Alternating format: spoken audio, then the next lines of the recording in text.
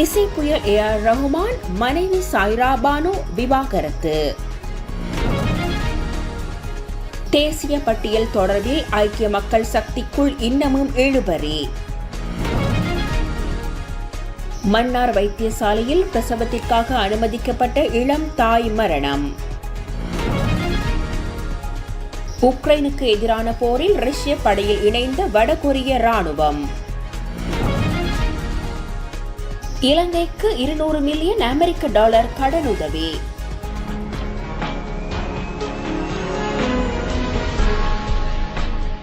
பிரபல தொழில் அதிபரும் ஐக்கிய மக்கள் சக்தியின் யாழ்ப்பாண மாவட்ட அமைப்பாளர்களில் ஒருவருமான அழகசுந்தரம் கிருபாகரன் காலமானார். உடல்நல குறைவு காரணமாக யாழ்ப்பாணம் போதனா வைத்தியசாலையில் சிகிச்சை பெற்று வந்த நிலையில் நேற்றைய தினம் அவர் உயிரிழந்தார். கிருபாகரன் நடைபெற்று முடிந்த பாராளுமன்ற தேர்தலில் யாழ்ப்பாண தேர்தல் மாவட்டத்தில் போட்டியிட்டமை குறிப்பிடத்தக்கது.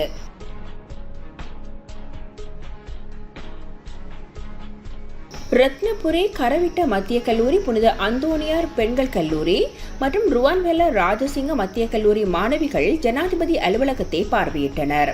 ஜனாதிபதி அலுவலகம், கல்வி அமைச்சு மற்றும் பாராளுமன்ற மக்கள் தொடர்பாடல் பிரிவு ஆகியன இணைந்து செயற்படுத்தும் இந்த வேலை திட்டத்தின் ஊடாக ஜனாதிபதி அலுவலகம், ஜனாதிபதி மாளிகை, கொழும்பு துறைமுக நகரம் மற்றும் பாராளுமன்றம் ஆகியவற்றை பார்வையிடுவதற்கு மாணவர்களுக்கு வாய்ப்பளிக்கப்பட்டது. ஜனாதிபதி செயலகத்துக்கு வருகை தந்த மாணவர்களுக்கு பாராளுமன்ற வரலாறு குறித்தும் தெளிவுபடுத்தப்பட்டது. அதனை முன்னிட்டு அந்தந்த பாடசாலைகளின் அதிபர்களும் மாணவர்களும் ஜனாதிபதி செயலாளர் கலாநிதி நந்திக சனத் குமநாயக்காவிற்கு நினைவு பரிசுகளை வழங்கி வைத்ததுடன் ஜனாதிபதி செயலகத்தினால் அந்தந்த பாடசாலைகளில் நடுவதற்கு பெருமதியான மரக்கன்றுகளும் நினைவு பரிசாக வழங்கப்பட்டன.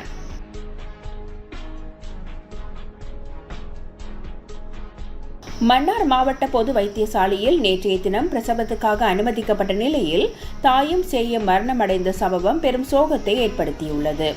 மன்னார் பட்டித்தோட்டம் பகுதியைச் சேர்ந்த 28 வயதான வனஜா என்ற இளம் தாயே நேற்றைய தினம் மன்னார் வைத்தியசாலையில் பிரசவத்திற்காக அனுமதிக்கப்பட்ட நிலையில் உயிரிழந்துள்ளார்.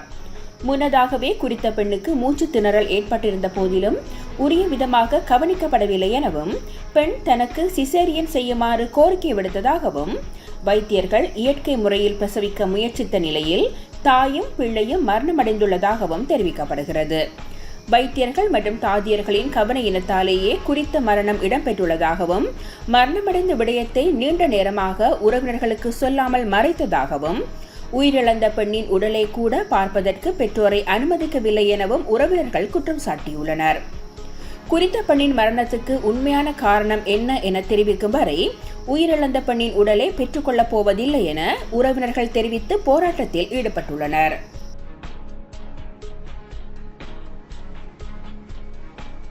இலங்கைக்கு 200 மில்லியன் அமெரிக்க டாலர் கடன் உதவி வழங்குவதற்கு ஆசிய அபிவிருத்தி வங்கி அனுமதி வழங்கியுள்ளது. இலங்கை அரசாங்கத்தின் நிதித்துறையை மேலும் வலுப்படுத்துவதற்காக இந்த கடன் உதவி வழங்கப்பட உள்ளதாக தெரிவிக்கப்படுகிறது.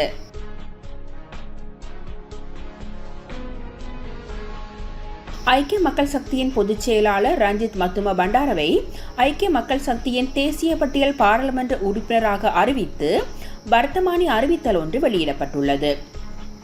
இம்முறை பொதுத் தேர்தலில் ஐக்கிய மக்கள் சக்திக்கு 5 தேசிய பட்டியல் ஆசனங்கள் கிடைக்கப்பெற்றுள்ளன. அதன்படி ஐக்கிய மக்கள் சக்தியில் இன்னும் 4 தேசிய பட்டியல் உறுப்பினர்கள் அறிவிக்கப்பட உள்ளனர். இம்முறை பொது தேர்தலில் பல கட்சிகள் ஐக்கிய மக்கள் சக்தியுடன் இணைந்து போட்டியிட்டிருந்த நிலையில் அதில் பல கட்சிகள் தேசிய பட்டியல் பாராளுமன்ற உறுப்பினர் பதவிகளை கோரியுள்ளதன் காரணமாக தற்போது பிரதிநிதிகள் நியமனம் தொடர்பில் நெருக்கடிகளை ஐக்கிய மக்கள் சக்தி எதிர்நோக்கியுள்ளமை குறிப்பிடத்தக்கது.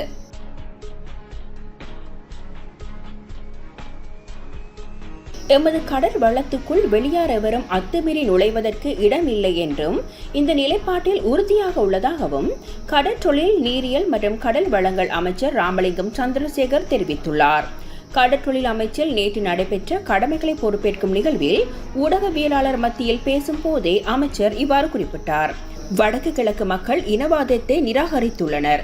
இருப்பினும் தற்பொழுது சில அரசியல்வாதிகள் மீண்டும் இனவாதத்தை தூண்டும் வகையில் செயல்படுகின்றனரே என்ற கேள்விக்கு பதிலளித்த அமைச்சர், இந்த பிரதேசத்தில் சிறுபான்மை மக்கள் உள்ளனர். இவர்களுக்கான சேவையை அரசாங்கம் முன்னெடுக்கும். இனவாதத்தை தூண்டி செயல்படுவோருக்கு மக்களே பதிலளிப்பார்கள். 5 வருட காலத்திற்கு பின்னரும் மக்கள் இவர்களுக்கு தகுந்த பாடம் புகட்டுவார்கள் என்று தெரிவித்துள்ளார்.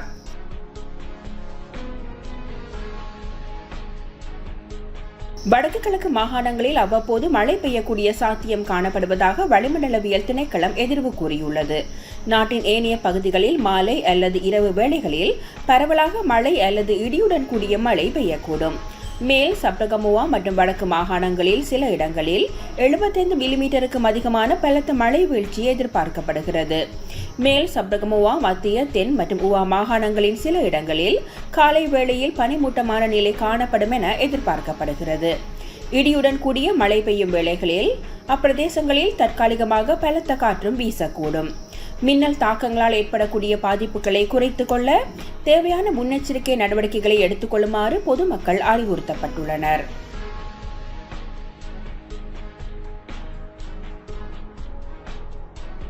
இசையமைப்பாளர் ஏஆர் ரஹ்மானை விட்டு பிரிவதாக மனைவி சாயிரா பானு அறிவித்துள்ளார். திருமணமாகி 29 ஆண்டுகள் கடந்த நிலையில் கணவர் ஏஆர் ரஹ்மானை விட்டு பிரிவதாக மனைவி சாயிரா பானு அறிவித்துள்ளார். இருவருக்கும் இடையே நிரப்ப முடியாத இடைவெளி ஏற்பட்டுள்ளதால் விவாகரத்து முடிவை எடுத்ததாக அவர் தெரிவித்துள்ளார்.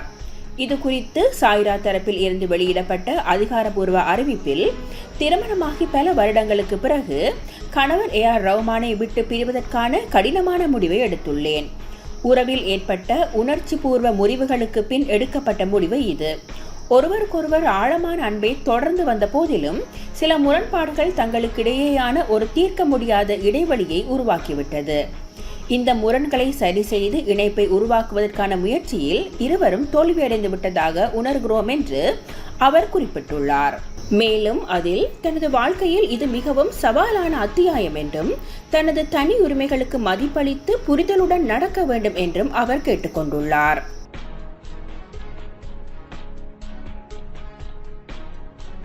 உக்ரைனுக்கு எதிரான சண்டையில் ரஷ்ய படையில் வடகொரிய ராணுவ வீரர்கள் இணைந்துள்ளனர். இதனால் ரஷ்யாவின் எல்லைக்குள் சென்று நீண்ட தூரம் தாக்கும் வல்லமை கொண்ட ஏவுகணைகளை பயன்படுத்த அமெரிக்காவிடம் உக்ரைன் அனுமதி கேட்டது. ஆனால் ஏவுகணைகளை பயன்படுத்த அமெரிக்கா தடை விதித்திருந்தது. இதனால் உக்ரைன் அதிபர் ஜெலன்ஸ்கி விரக்தி அடைந்தார். வடகொரிய வீரர்கள் தாக்கும் வரை காத்திருப்பீர்களா என அவர் கேள்வி எழுப்பினார். அமெரிக்க அதிபர் தேர்தலில் ஜோ பைடன் ஆதரவு வேட்பாளர் கமலா ஹாரிஸ் தோல்வியடைந்தார். இதனால் ஜனவரி 20ஆம் தேதி ஜோ பைடன் அதிபர் பதவியில் இருந்து வெளியேற இருக்கிறார். அதற்கு முன்னதாக உக்ரைனுக்கு உதவும் வகையில் நீண்ட தூரம் சென்று தாக்கும் வல்லமை கொண்ட ஏவுகணைகளை பயன்படுத்த ஜோ பைடன் உத்தரவிட்டதாக தகவல் வெளியானது. இந்நிலையில் இன்றுடன் உக்ரைன் ரஷ்யா போர் ஆரம்பித்து 1000 நாட்கள் நிறைவடைகிறது. அதனையொட்டி முதல் முறையாக நீண்ட தூரம் சென்று தாக்கும் வல்லமை கொண்ட ஏவுகணைகளை பயன்படுத்தி ரஷ்யாவின் ராணுவ கிடங்கை உக்ரைன் தாக்கியுள்ளது.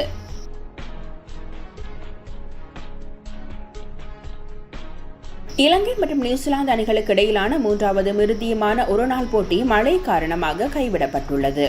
கண்டி பல்லேகல சர்வதேச மைதானத்தில் ஆரம்பமான இப்போட்டியின் நாணய சுழற்சியில் வெற்றி பெற்ற நியூசிலாந்து அணி முதலில் துடுப்படுத்தாட தீர்மானித்தது. அதன்படி நியூசிலாந்து அணி 21 ஓவர்களுக்கு 1 விக்கெட்டை இழந்து 112 ஓட்டங்களை பெற்று துடுப்படுத்தாடிய போது போட்டியில் மழை குறுக்கிட்டது. அதனையடுத்து மழை தொடர்ச்சியாக பெய்து வருவதால் போட்டியை கைவிட நடுவர்கள் தீர்மானித்தனர். அதனை அடுத்து 3 போட்டிகள் கொண்ட தொடரை இலங்கை அணி 2-0 என்ற கணக்கில் கைப்பற்றியுள்ளது. இதுபோன்று பல செய்திகளை தெரிந்து கொள்ள நமது வைப்ஸ் டிவி யூடியூப் தளத்தை சப்ஸ்கிரைப் செய்து அருகிலுள்ள பெல் பட்டனை கிளிக் செய்யுங்கள். மேலும் பல செய்திகளை அறிந்து கொள்ள www.vaibznews.com vibesnews.com என்ற இணையதளத்தை பார்வையிடுங்கள்.